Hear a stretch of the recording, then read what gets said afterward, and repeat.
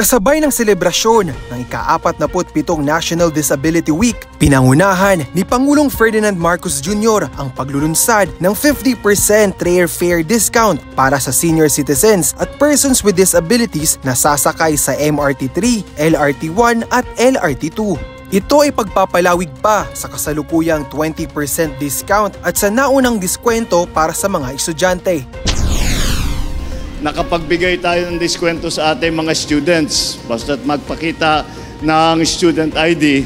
Ngayon naman ay idadagdag natin sa grupong yon na mabibigyan ng 50% discount ang mga senior citizens at ang mga PWD. Ayon kay Pangulong Marcos Jr., aabot sa 13 milyong senior citizens at 7 milyong persons with disabilities o PWDs ang makikinabang sa naturang inisyatiba.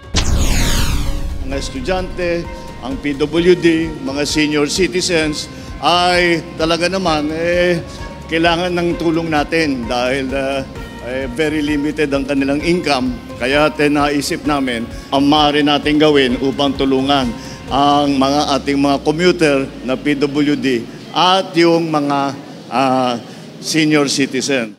Samantala, kasabay ng paglulunsad ng karagdagang diskwento ng pamasahe sa mga linya ng tren sa bansa, inanunsyo rin ng punong ehekutibo ang pagsisimula ng operasyon ng ilan sa mga Dalian trains na mula China. Matatandaan noong 2014, binili ito ng pamahalaan pero hindi ito nagamit dahil sa compatibility issues sa MRT3 rail line.